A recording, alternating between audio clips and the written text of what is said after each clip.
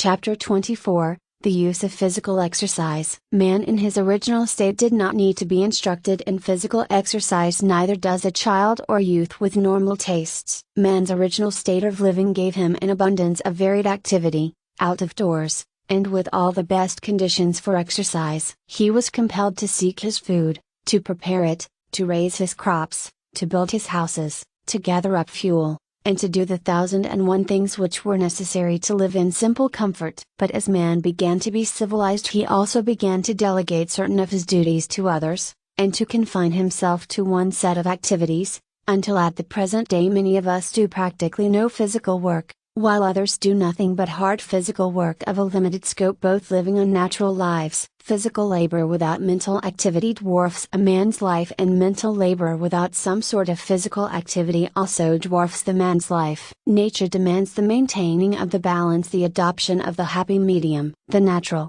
normal life calls for the use of all of man's powers, mental and physical, and the man who is able to so regulate his life that he gets both mental and physical exercise is apt to be the healthiest and happiest. Children obtain the necessary exercise in their plays, and the natural instinct of the child causes it to indulge in games and sports. Men, if they are wise, vary their mental labor and sedentary lives with sports and games. The success which has attended the introduction of golf and kindred games of recent years shows that the old natural instinct of man is not dead. The yogis hold that the instinct toward games, the feeling that exercise is needed, is but the same instinct that causes man to labor at congenial occupations. It is the call of nature toward activity, varied activity. The normal, healthy body is a body that is equally well nourished in all of its parts, and no part properly nourished unless it is used. A part that is unused receives less than the normal amount of nourishment, and in time becomes weakened. Nature has provided man with exercise for every muscle and part of his body, in natural work and play. By natural work, we do not mean the work attendant upon some particular form of bodily labor, for a man following one trade only exercises one set of muscles, and is apt to become muscle bound, and is in as much need of exercise as the man who sits at his desk all day, with the exception that the man working at his trade usually has the advantage of more out-of-door life. We consider the modern plans of physical culture very poor substitutes for out-of-door work and play. They have no interest attached to them, and the mind is not called into play as it is in the case of work or games. But still, anything in the way of exercise is better than nothing. But we protest against that form of physical culture which has for its object the enlargement of certain muscles, and the performance of the feats of the strong men. All this is unnatural. The perfect system of physical culture is that one which tends to produce a uniform development of the entire body, the employment of all the muscles, the nourishment of every part, and which adds as much interest as possible to the exercise, and which keeps its pupils out in the open air. The yogis, in their everyday life, do their own work, and get much exercise in this way. They also take long walks through the woods, if they are near woods, and they usually are, for they prefer mountainous country and keep away from the plains and large cities so far as is possible, and over the hills. But they also have a number of forms of mild exercise with which they vary their hours of study and meditation. There is nothing especially novel or new about their exercise, and they bear a very close resemblance to the calisthenic exercises and delsart movements, in favor in the West. The principal and important point of difference, however, lies in the fact that they use the mind in connection with the bodily movements. Just as the interest in the work, and the game, brings the mind into play, so does the yogi allow his exercise to call into operation his mind. He takes an interest in the exercises,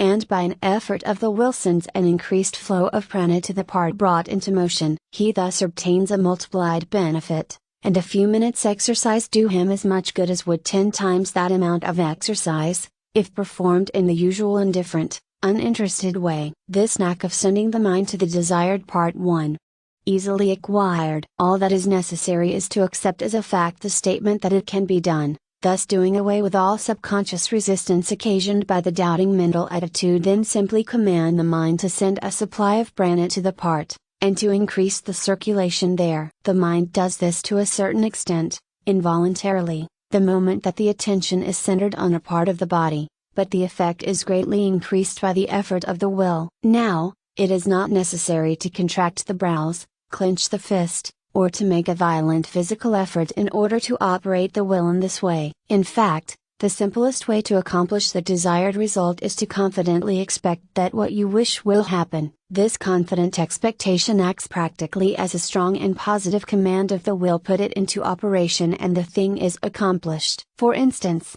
if you wish to send an increased amount of prana to the forearm, and to increase the circulation to that part, thereby increasing the nourishment, simply double the arm, and then gradually extend it, fastening the gaze or attention upon the lower arm, and holding the thought of the desired result. Do this several times, and you will feel that the forearm has been greatly exercised, although you have used no violent motion, and have used an AW apparatus. Try this plan on several parts of the body, making some muscular motion in order to get the attention there, and you will soon acquire the knack, so that when you go through any ordinary simple exercise you will do this almost automatically. In short, when you exercise, realize what you are doing and what you are doing it for, and you will get the result. Put life and interest into your exercise, and avoid the listless, mechanical manner of going through the motions, so common in physical culture exercises. Put some fun into it, and enjoy it. In this way both mind and body obtain a benefit, and you will leave your exercise with a splendid glow and thrill such as you have not experienced for many a day. In our next chapter we give a few simple exercises, which if followed will give you all the movements necessary to exercise your entire body, bringing every part to play, strengthening every organ, and making you not only well developed, but straight and erect as an Indian, and as supple and quick of movement as an athlete. These exercises are taken in part from some of the Oriental movements, adapted for Western use, combined with a number of motions which have found favor with the physical trainers of the armies of Europe and America. These army physical directors have studied the Oriental movements, and have adopted such of them as suited their purpose, and have succeeded in forming a series of movements, which while very simple and easily performed in a few minutes, are capable of accomplishing as much for man or woman as many elaborate courses and systems of physical culture which are sold at high prices. Do not let the simplicity and brevity of this system cause you to undervalue it. It is just the thing you have been looking for,